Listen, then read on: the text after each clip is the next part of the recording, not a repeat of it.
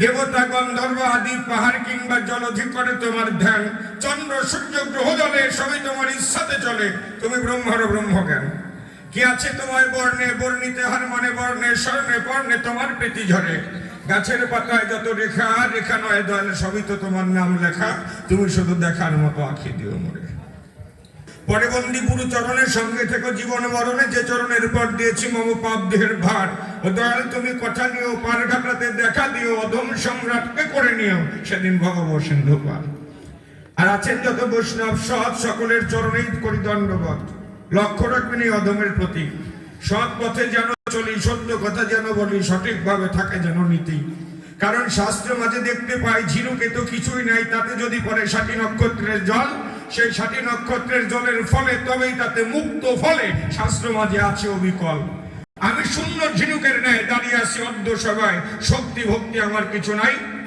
তবে একটা ভরসা আছে ডেকে বলি আপনাদিগের কাছে সাধুগুরু বৈষ্ণবের চরণ ধুলি যদি আমি মাথে পাই যাক বন্দনা দিয়ে পর্যন্ত অল্পের মধ্যে করে খান্ত সরিয়েছি রাধাকান্ত পাল্লার যে ভাব বৃত্তান্ত আদি অন্ত চূড়ান্ত সিদ্ধান্ত করিতে চাই তাতে এমন কিবা শক্তি ধরি মহাপ্রভুর ভূমিকা রক্ষা করি আমার ভিতরে বিদ্যা বুদ্ধি তেমন নাই আছেন যারা এ সভাতে আশিস করবেন হাত দিয়ে মাথে আমি কাব্যের পথে করিব গমন আমার বিপক্ষের সরকার যিনি বলভদ্র হয়ে আসলেন তিনি অনেকগুলো প্রশ্ন রসাভাসে করলেন উত্থাপন আমি বলি আপনাদিগের বাকে আগে জানতে হবে আমি কে আর শেখে বসেশনের নারী নরে মহাপ্রভু কেন ঘর ছাড়ে কেনই বা বিয়ে করে চিন্তা করেন তাই এই কথার জবাব দিয়া আলোচনা যাই শুরু করিয়া আপনারা নীরব থাকিয়া ধৈর্য ধরে আমাদের গান শোনা চাই অন্তরে করি বিবেচনা গন্ডগোল কেউ করবেন না তাহলে আর গান ভালো হবে না তাই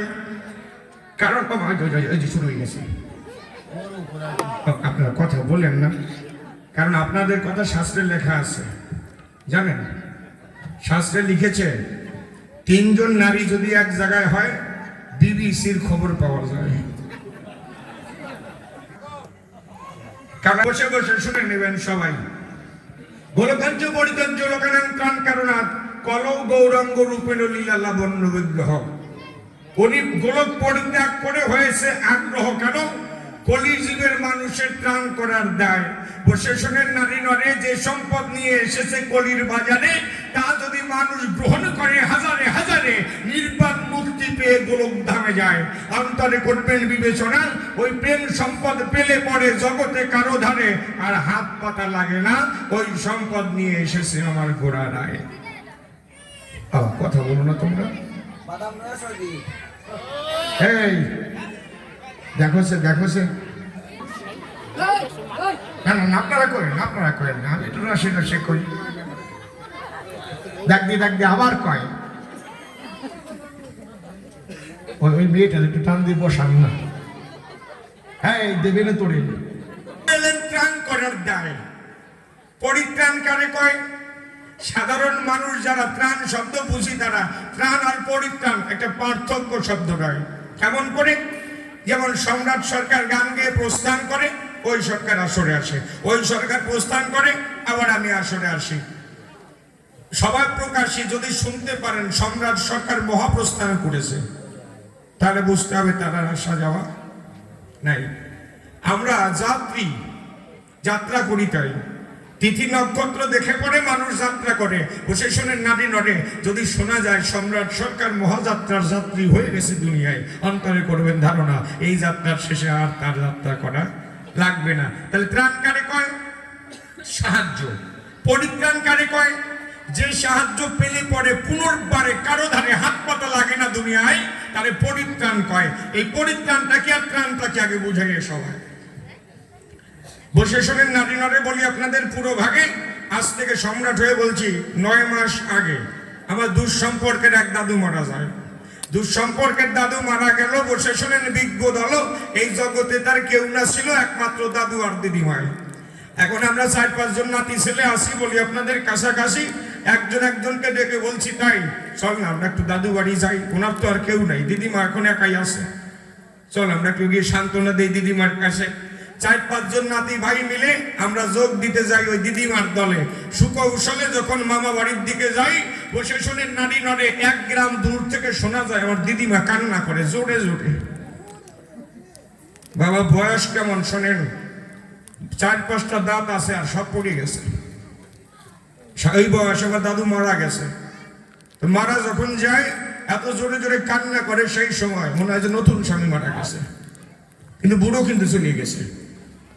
আমরা যখন দিদিমার কাছে যাই, দিদিমাকে জড়াইয়ে ধরে বললাম তাই দিদিমা তোমার কাছে করি ঘোষণা, তুমি আর কান্না করো না। আমি বলি তোমার কাছে বুড়ো মানুষ ভালো ভালো চলে গেছে, রোগে শোকে তো ভোগে নাই, বলি তোমার কাছাকাছি বুড়ো চলে গেছে, আমরা 4-5 জন জুয়ান নাতি ছেলে আসি, আমাদের দেখে সুখ হয় না থাকি? আমার এই বয়সে তোমার দুঃখটা কি আমার কাছে বলো দেখি। আমার দুঃখ কোন জায়গায় শোন, তোর দাদু করতো ইলেকশন, এক এক করে পরস্পর 5 বার মেম্বার ছিল আমাদের এলাকায়, একাধারে 5 বার মেম্বার। যখন 5 বার মেম্বার হয় এই সত্য পরিচয়, ওই দাদু এক একজনকে গরিব মানুষের বাড়িতে বাড়িতে গিয়ে এক এক ধরনের কাজ করে দেয়। দেখবেন মেম্বার যারা বাড়িতে বাড়িতে গিয়ে কাজ করে দেয়, তারা ওই বয়স্ক ভাতার কার্ড দেয়, দুস্থের ভাতার কার্ড দেয়, কম্বলের কার্ড দেয়, চাউলের কার্ড দেয়, গমের কার্ড দেয়, ডালের কার্ড দেয়। লবণের দাম বাড়িয়ে গেলে লবণের কার্ড হয়ে যাবে ভাই, হয়ে যাবে ভাই।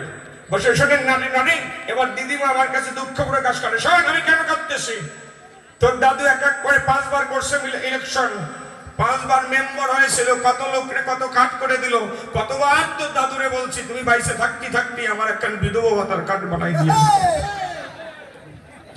চিন্তা করিতে হবে, নাহলে মারা গেলে আমার কোন জায়গা দিয়ে কি হবে। সে কাট করে দেয় নাই, মরে গেছে। ঘরের মেম্বার যদি মরে যায়, পরের কাছে দৌড়ে কাট করতে হয়, আমি দুঃখের জ্বালা কাটতেছি। তো প্রশাসনের বলি আপনাদের পাশাপাশি তাই মানুষ মারা যায়, মারা গেলে পরে তারপরেও মানুষের ধারে হাত পাতে দুনিয়ায়, অন্তরে করবেন ধারণা। আর যে সম্পদ পেলে পরে পুনর্বারে কারো ধারে হাত পাতা লাগে না।